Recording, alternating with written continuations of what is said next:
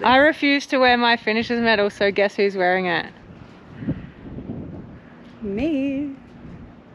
This ain't coming Be off. better. What are you? CEO. CEO. CEO. Jeez, I've gone up the ranks. Be better.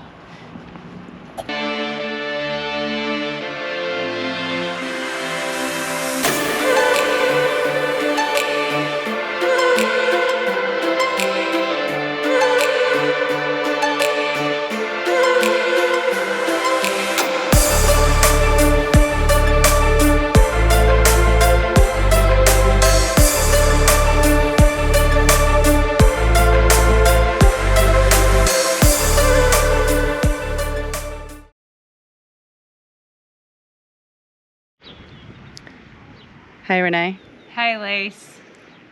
tell us about the race. It is 12 lunchtime, the day after the race. So if we go through yesterday, it was a little eventful bus ride out to the race start.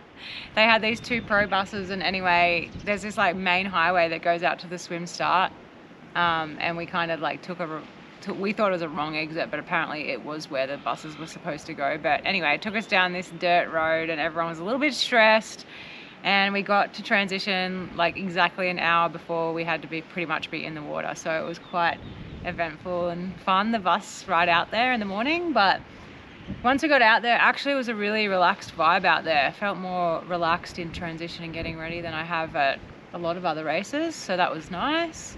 And it was really warm yesterday morning. Every morning since we've been here, it's been like 10 degrees Celsius in the morning out there at the swim start, but yesterday it was like 18, I think. Early in the 18, is that right? 18 degrees in the morning. So, and the water had gone up 1.5 degrees in temperature. So with the swim, very, very frustrated with my swim. I just am not converting my pool swimming to open water swimming. That's the crux of it. I've been swimming really well in training for me. Actually swum some like 50 meter and 100 meter personal bests in the pool in the last few weeks at altitude. So yeah, I'm really disappointed in my swim yesterday.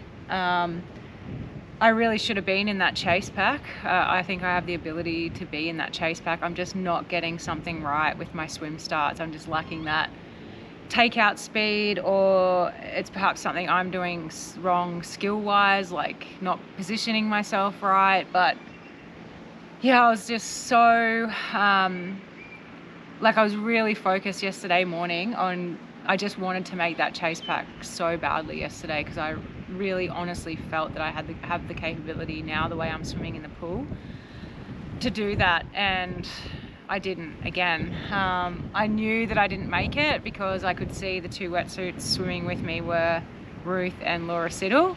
I just knew from looking at their wetsuits that's who was swimming with me. So I just knew that I was with the group back. But I tried to like stay really calm and not get frustrated and angry about it. And actually, when I came out of the water, so I thought if I was swimming with them, then I was going to be in a group with Lindsay, Heather, a whole big bunch of us. But actually when we got out of the water, I realized it was just me, Laura and Ruth, and we'd actually gapped another big pack behind us. So yeah, the swim wasn't as bad as it could have been, I guess. But yeah, I was really annoyed. We actually came in 4 minutes down on the main chase pack with Kat and Sky and all those girls in it. And the reality is, like, I just don't swim 4 minutes slower than that group, like over 3.8 kilometers. So a lot of that is not the swim speed. It's obviously navigation issues and not swimming on feet. So yeah, anyway, I was pretty disappointed in the swim, but I kept really calm and remained cool-headed about it.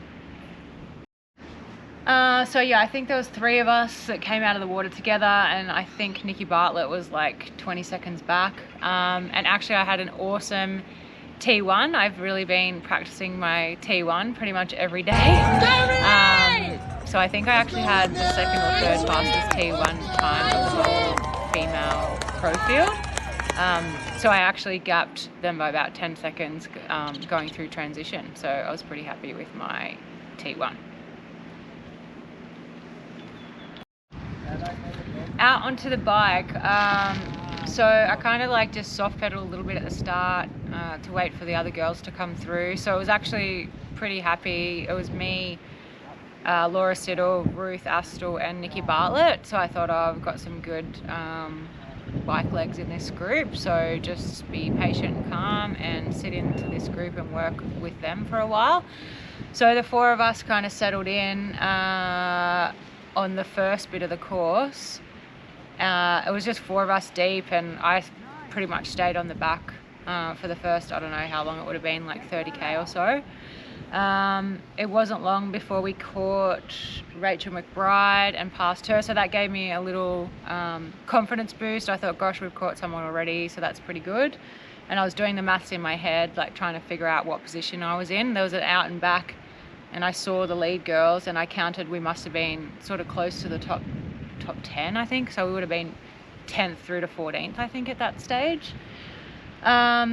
Yeah, so there was the four of us. We were biking pretty hard in that section, but it was I wasn't going too much over my target power, so I was pretty happy sitting in that group. I tried to actually get to the front and take a turn a couple of times, that I felt like Laura was trying to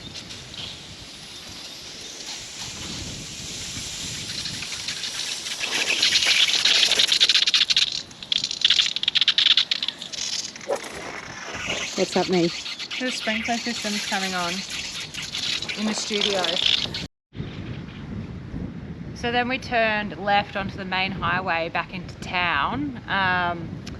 And I felt like Laura was trying to drop me off that group, like putting in surges to drop me off the group. So I kept like falling back. I was trying to take a turn at the front, but anyway, I felt like she was trying to get rid of me. So she was surging, and then the other two would surge with her, and then I like fell off the back, and then I would have to surge to get myself back up to the group.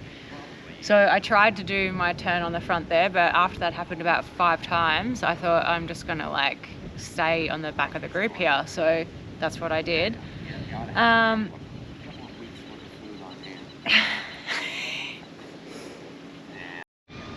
And then we hit town, so we came down Red Hills Parkway where it joins onto Snow Canyon Drive. I stayed with the girls through town. That was awesome, heaps of crowd support. I was actually feeling really good on the bike. Makes such a big difference when you have people to work with and doing it on your own. Came through town, and it was just after you turn right to go and start the Veo, like the hard loop, the second loop of the course. I just thought, I can't, I think Laura and Ruth had kind of like gapped Nikki and I just thought, I can't chase them, like I can't put in a big effort to chase them.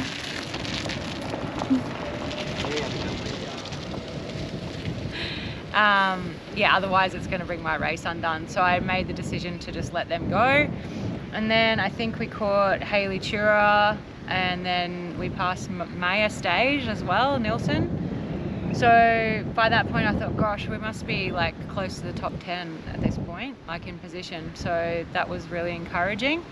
So basically it was Nikki and I riding together, and then I rode past Nikki and yelled out to her, I'll take a turn on the front. And so I went round Nikki, and then I didn't actually look back until I did the first little climb.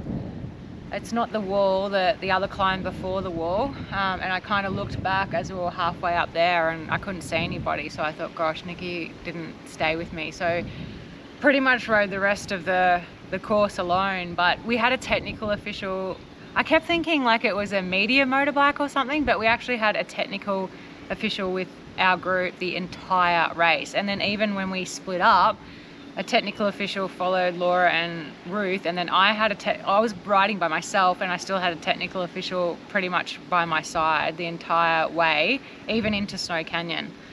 So yeah, anyway, when we all sort of split up there, I rode half of the Gunlock Veo loop by myself, did the descent by myself. It was a pretty lonely race after that, and then came up Snow Canyon, and just as towards the top of Snow Canyon, like probably 2/3 of the way up, Heather Jackson caught me. So I remember thinking earlier in the race that she hadn't caught me yet, so I must be riding like okay relatively to the others. Yeah, and then she caught me about, I think, 2/3 of the way up. Another big long descent into town. Yeah, and then came into transition.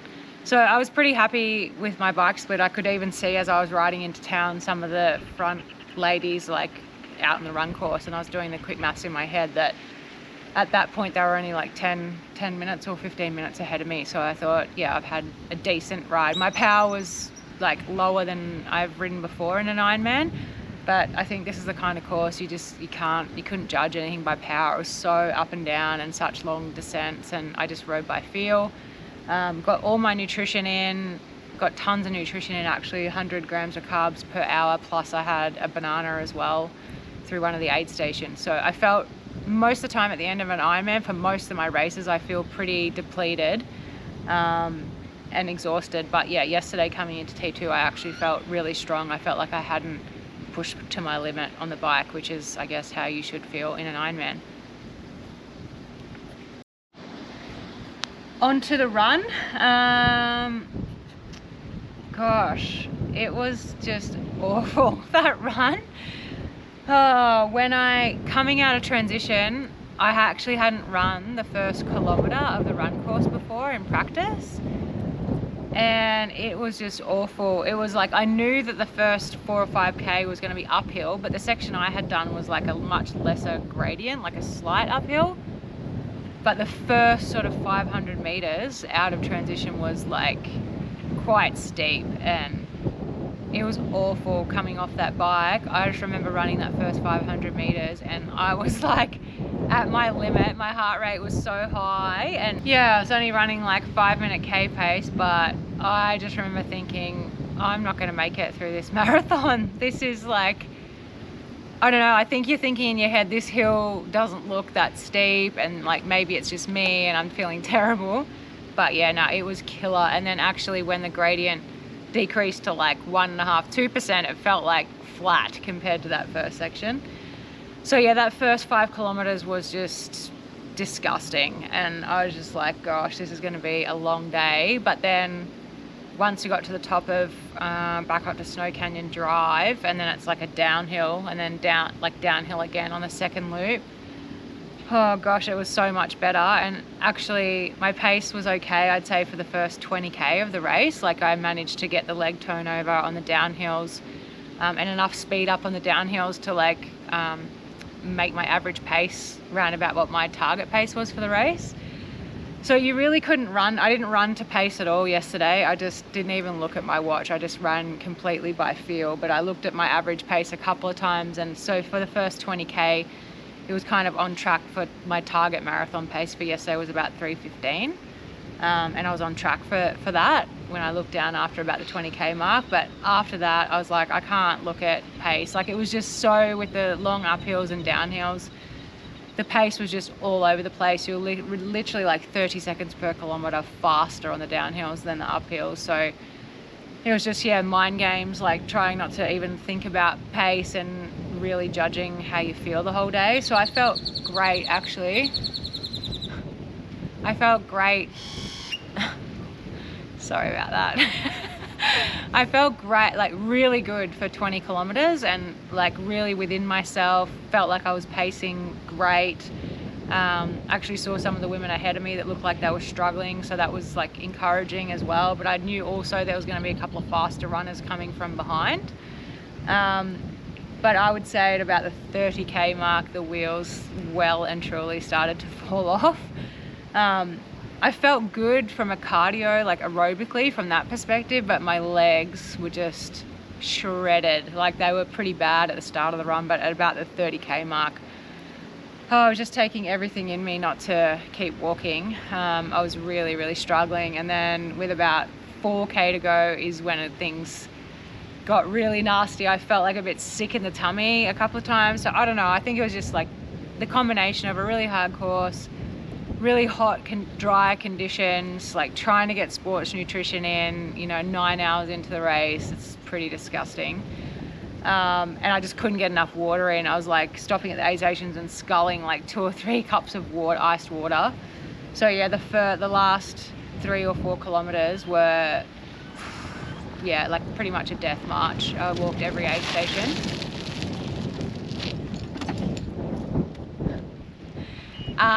And I had to actually walk the very steep uphill along Snow Canyon Drive for the last time. Couldn't keep my heart rate down, so I decided it was better to walk it. So I had, I think, 8 minutes on the lady behind me in the race, like with 10k to go, and then I thought, oh, yeah, I've got a huge buffer, like just do whatever you need to do to get yourself to the finish line in one piece. And then on the very last out and back, like down in town, there's only about 500 meters to the finish line. I saw her and like counted on my watch. I was like, I didn't do the exact maths, but I saw it was only like 1 or 2 minutes between us. And I was like, oh my goodness, that's how much she'd caught me in the last 5k. So I just, yeah, put on my sprint, which was like a shuffle, and got myself to the finish line, thankfully, like about a minute or so ahead of her. So yeah, all in all, I'm really happy. Like, you could not design a course and give conditions that are worse for me. Hilly bike course, super dry, super hot, very hilly run course. That run course had 620 meters of elevation gain. The bike, 2,400 meters of elevation gain. So it was like, yeah, really a race course that just doesn't suit any of my strengths at all. So I knew going into the race, it was going to hurt a lot of women, and they might be faster than me on paper, but I knew it was going to be a tough person's race, and I had to fight and be patient all day. And I really feel like I was smart all day, got all my nutrition in, paced myself, and kept fighting all day. And the result was 14th in the world, and a Kona qualification.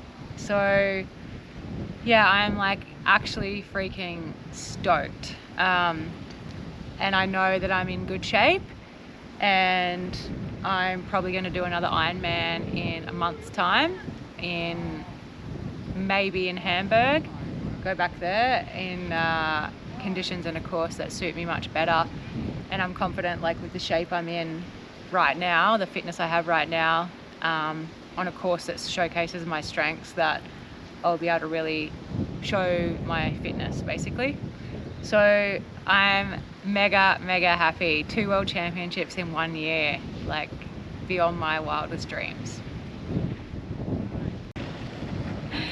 Yeah, not a home race for me yesterday, but oh my goodness, the support on course was crazy. So many people cheering. People had posts, US Post signs up, people in the race like screaming my name. Absolutely stoked with the on-course support yesterday. It was awesome. So from, I guess, our perspective yesterday, you looked quite comfortable on the run compared to a lot of the pros. To be honest, they looked like they were dying. Any thoughts on that? Well, I was dying, just like they were. Everyone says that about my running. I think that's just because I have a shuffle Ironman type run, and my form doesn't change much from the start of the race to the end of the race, but the speed definitely slows down. Yeah, I can confirm I was definitely dying at around the 30k mark. It was definitely struggle street, but it was encouraging, not in a mean way, but it is encouraging when you see other pros struggling as well. Like actually Nikki Bartlett was just ahead of me. Like she passed me early in the race, and I just focused on myself, and then I noticed that I gained on her as the marathon went on. So I did spot her at one point, and it looked like she was only like 2 minutes ahead, and I was like, come on, like you can chase her down, but I just couldn't. I was like, must have been stopping just as much as she was, because we kind of maintained that gap for the last 10k. So Kona qualified. At what point did you realise you'd qualified for Kona? I actually didn't until the end, and I started doing some maths in my head. I actually had no idea, because I told my Be Better team, my support crew, that I didn't want any splits. I didn't want to know where anyone was. And unless it was in the last 5 kilometers of the race and someone was literally like 30 seconds behind me or 30 seconds ahead of me, I didn't want them to tell me position, time splits, nothing, because I really wanted just to focus on my own race yesterday.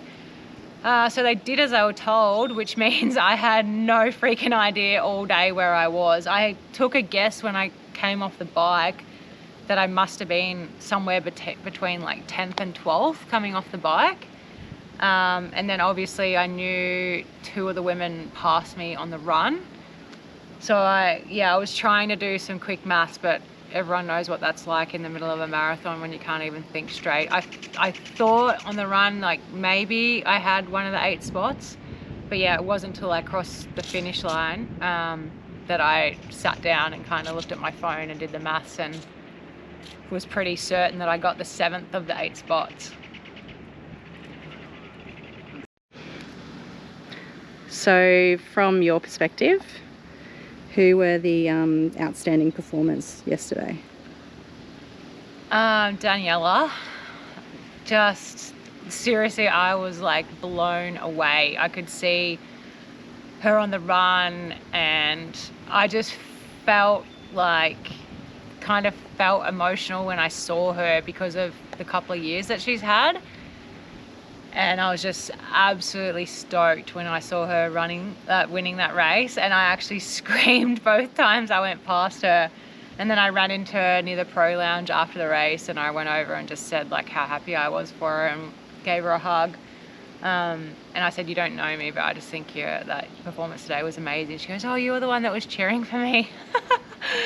But anyway, she's just a freaking true champion, like absolutely dominated yesterday, and I just loved it. And in the men, didn't really get to see much of the men's race, but of course Christian winning is pretty insane. Short course athlete. Everyone carrying on about the Norwegian hype train, and like they like to pick apart everything that they do and pick it to pieces, and haters want to hate. But yeah, I was like stoked to see him winning, and Lionel, because we love Lionel. He's awesome. So I was really, really happy to see those guys up front. So you've got a couple of days off. What have you got planned? Yeah, so we just made this split decision this morning. Well, I did. The plan was we were going to stay here tonight and tomorrow night and head back to Flagstaff on Tuesday. And I have like 3 days in total off training now, and I never get days off anymore. So we were sitting on the couch this morning. I just looked at Elise and said, should we go to Vegas? And she's like, oh, we've got accommodation booked here, and like then we're going back to Flagstaff. And I was like, oh, I think I'd rather stay in Vegas for a night than here for a night. So we have just booked one night at, I don't know, some Caesar's something? Caesar's Palace. Caesar's Palace. Pretty well known. Pretty well known, apparently. Some big like fancy hotel in Las Vegas for one night. So I'm pretty freaking excited actually. So now we have to pack and everything this afternoon, but we're gonna leave early in the morning and go to Las Vegas. Go to the casino. What else are we going to do? Just like walk the strip. We're going to go somewhere really nice for dinner. I think we're going to Gordon Ramsay's restaurant for dinner tomorrow night. And then we're going to head back to Flagstaff the following day, and I'm going to stay in Flagstaff back up at altitude for another few weeks and plan out the rest of my year. I refuse to wear my finisher's medal, so guess who's wearing it? Me. This ain't coming up. Be better. What are you? CEO. CEO. CEO. Jeez, I've gone up the ranks. Be better.